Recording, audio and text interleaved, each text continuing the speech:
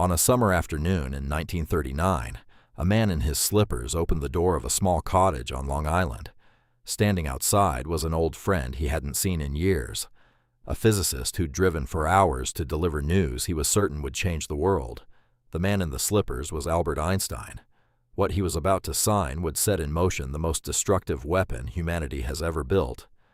And neither of them fully understood, in that moment, exactly what they were starting. To understand why this letter mattered so much, you need to understand the man who actually wrote it, because it wasn't Einstein.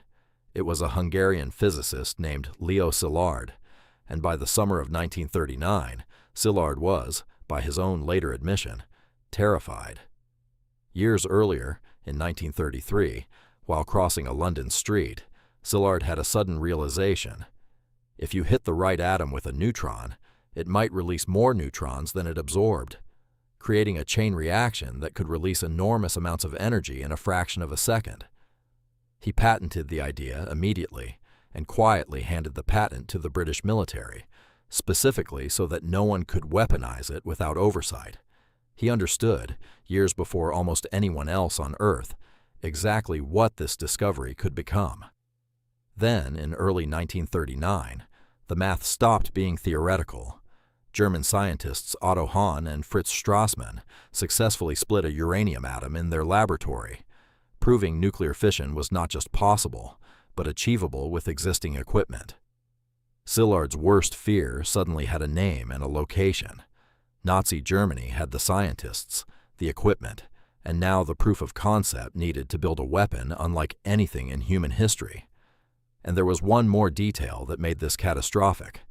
Germany had just taken control of Czechoslovakia, including its uranium mines.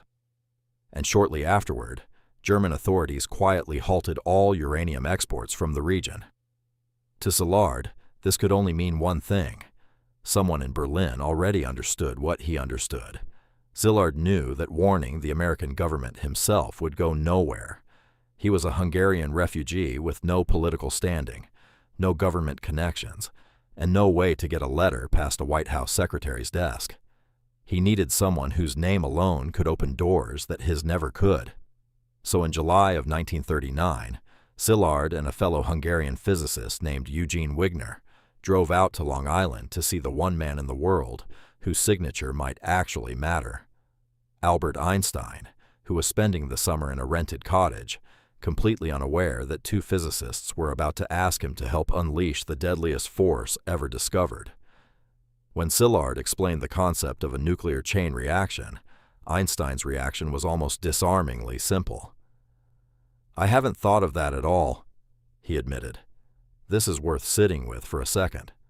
The most famous scientist alive, the man whose own equation, E equals mc squared, had quietly predicted that mass could be converted into almost unimaginable amounts of energy, had never personally connected his own theoretical work to the terrifying, practical possibility Szilard was now describing in his living room.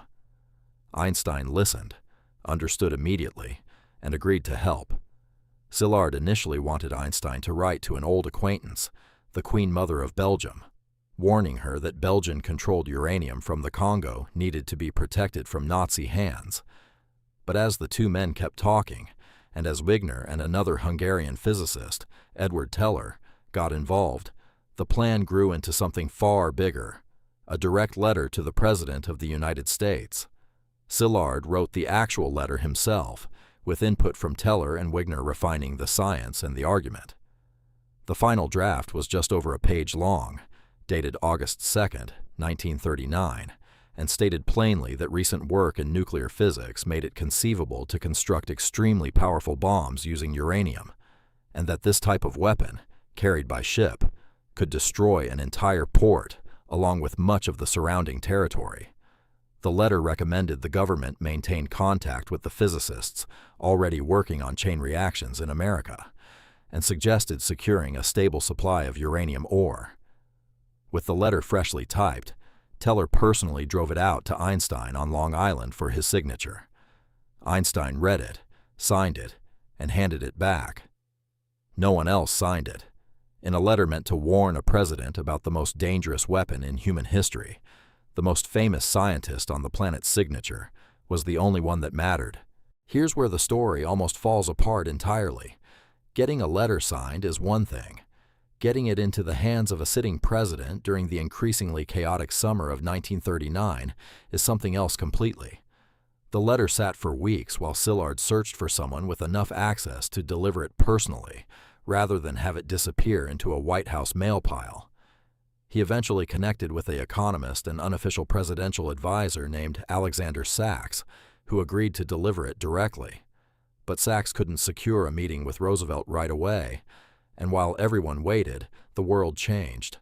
On September 1st, 1939, Germany invaded Poland. World War II had officially begun, and a letter about a hypothetical future weapon suddenly competed for the president's attention, with an actual global war already underway. It wasn't until October 11th, 1939, more than 2 months after Einstein signed it, that Sachs finally got his meeting with Roosevelt. And in a decision that still seems almost unbelievable given the stakes, Sachs didn't even hand over the letter itself. He worried a dense scientific document might lose the president halfway through, so instead he summarized it in his own words, laying out both the peaceful potential of atomic energy and the terrifying possibility of a bomb of, in his words, unprecedented scope. Roosevelt listened to the entire summary in silence. When Sachs finished, the president reportedly turned to an aide and said simply, "What you are after is to see the Nazis don't blow us up." Within days, Roosevelt had ordered the creation of an advisory committee on uranium, the first official, government-funded step toward what would eventually become the Manhattan Project. There's a strange twist buried in this story that most people never hear. Germany, the country this entire letter was written to stop, never came remotely close to building an atomic bomb. Hitler's own policies had already driven out a huge percentage of the country's best physicists, many of them Jewish scientists who fled to the very countries now racing to beat Germany to the bomb. The German nuclear program limped along with minimal government support and never approached the scale of what the United States would eventually build. The threat that justified the entire Manhattan Project may never have been as close to reality as Szilard feared. But by the time anyone understood that clearly, the program Einstein's letter had set in motion was already unstoppable, employing over 100,000 people, consuming billions of dollars, and racing toward a finish line that would arrive in the deserts of New Mexico in July of 1945. Einstein himself never worked on the Manhattan Project. He had no security clearance, no involvement in the bomb's design, and reportedly no advanced knowledge that the weapon would eventually be used against Japanese cities. In the years before his death, he expressed something close to regret, reportedly telling a friend that if he'd known Germany would fail to build the bomb, he never would have lifted a finger to help start the American program at all. Leo Szilard, the man who'd actually written every word of the letter, felt something similar. By 1945, he was circulating a petition among Manhattan Project scientists, trying to prevent the bomb from ever being used on Japanese civilians. His petition reached the project's leadership too late to change anything. What makes this story worth remembering isn't really about physics at all. It's about how thin the line can be between a quiet decision in a living room and a consequence that reshapes the entire planet. One refugee physicist's fear, one afternoon conversation, one signature from a man who'd never personally connected his own famous equation to a weapon.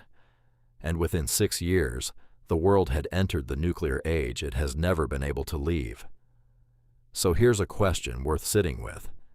If Szilard had simply stayed quiet that summer, do you think someone else would have started this anyway?